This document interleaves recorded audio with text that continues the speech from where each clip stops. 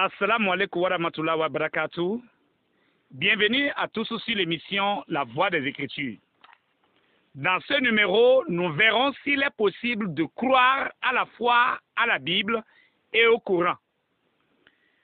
Ceci est d'abord impossible. Pourquoi? Parce que la Bible et le Coran ne parlent pas du même Dieu. Pendant les temps d'ignorance, les chrétiens ont toujours accepté l'argument islamique selon lequel Allah du Coran est Yahweh de la Bible. La différence serait que les chrétiens rejettent Mohamed comme prophète, alors que les musulmans croient à tous les prophètes de Dieu. Mais une étude récente des deux livres prouve que la Bible et le Coran ne parlaient pas du même Dieu. Il suffit de se penser sur certains critères pour voir nettement la différence entre la nature de Yahweh de la Bible et Allah du Coran. Nous allons prendre premièrement le critère de la création de l'homme à l'image de Dieu. Nous avons vu, quand nous prenons la Bible, que Yahweh créa l'homme à son image selon sa ressemblance. C'est tout au début du Pentateuque, c'est-à-dire la Torah, le livre remis à Moïse, dans le premier chapitre de la Bible, au verset 26, que Yahweh dit « Faisons l'homme à notre image, selon notre ressemblance ».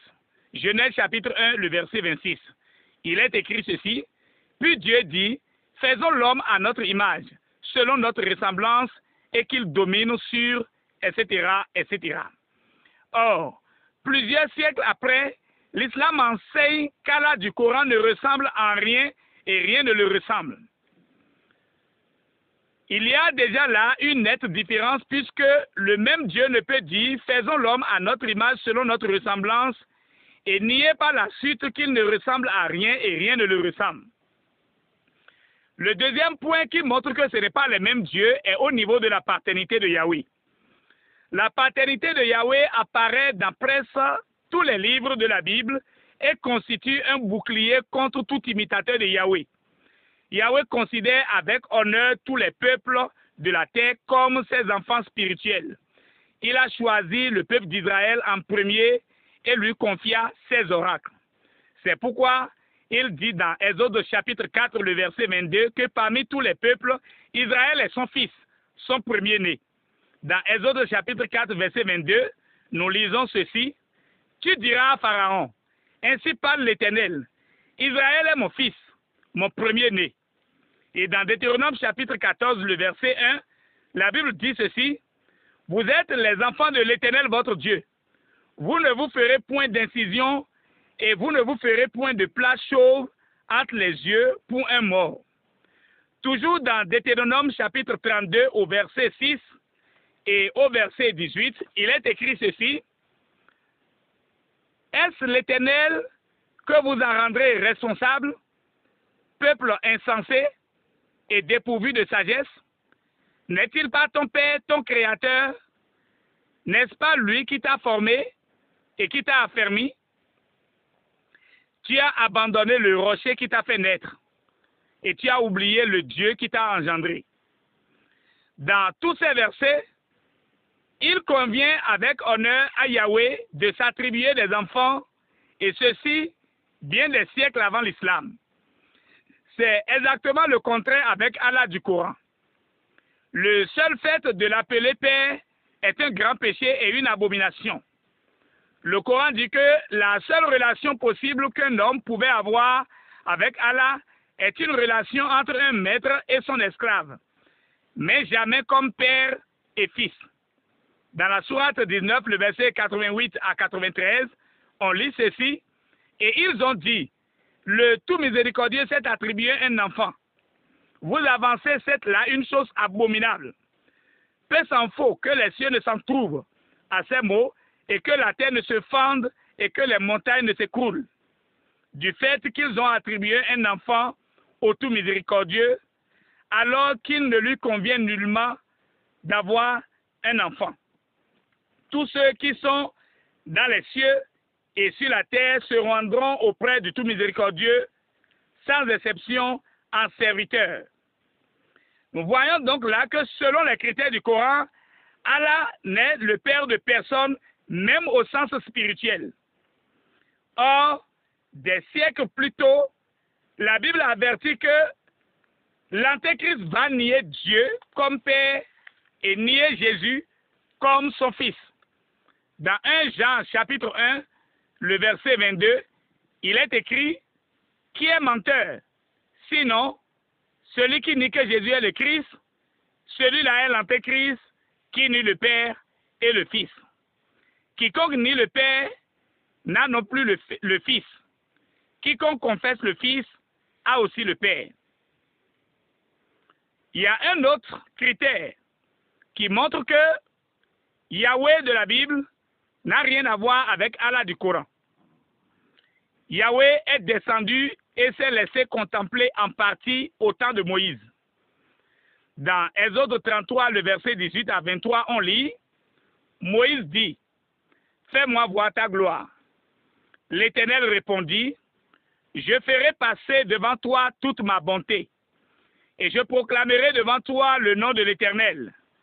Je fais grâce à qui je fais grâce, et miséricorde à qui je fais miséricorde. L'Éternel dit, tu ne pourras pas me voir de face, car l'homme ne peut me voir et vivre.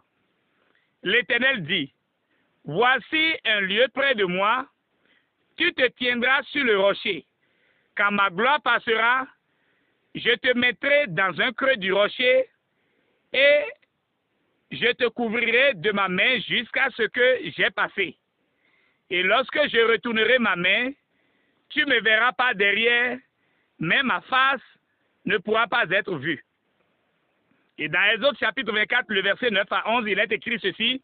Moïse monta avec Aaron, Nadab et Abihu et 70 anciens d'Israël. Il vit le Dieu d'Israël.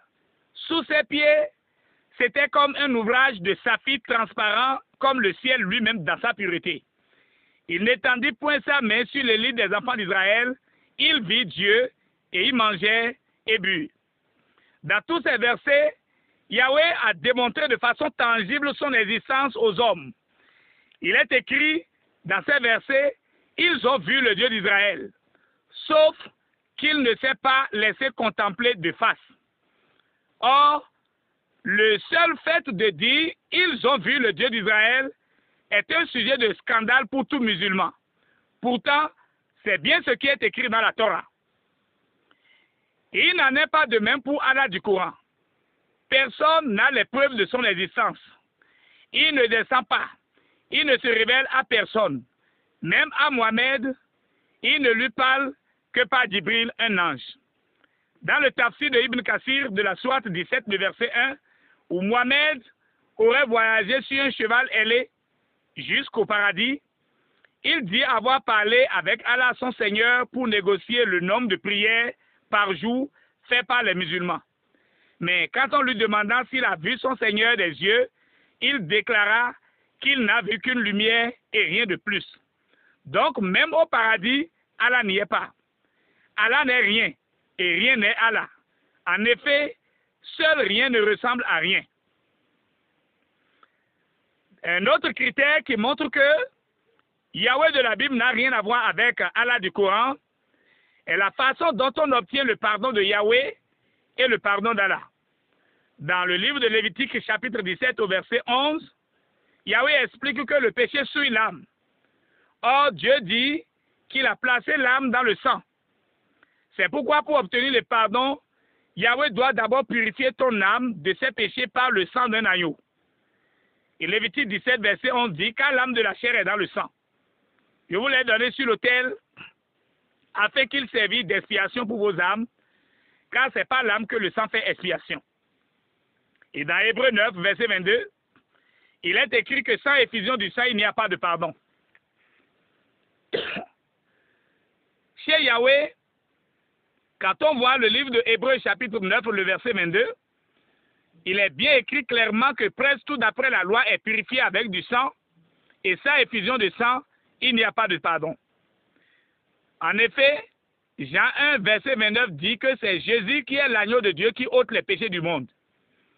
Et en attendant sa venue, Dieu a prescrit à Israël la purification des péchés par le sang d'un agneau comme une figure du véritable agneau.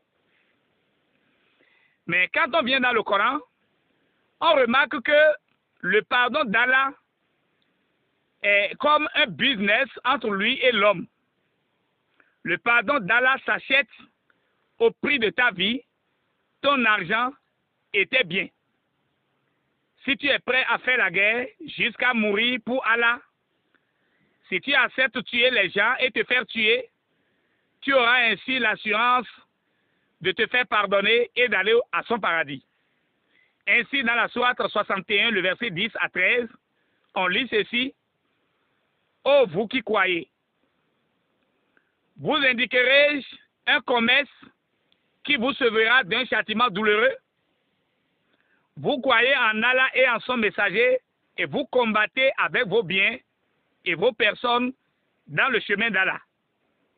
Et cela vous est bien meilleur si vous le saviez. Il vous pardonnera vos péchés et vous fera entrer dans des jardins sous lesquels coulent les ruisseaux et dans des demeures agréables dans les jardins d'Éden.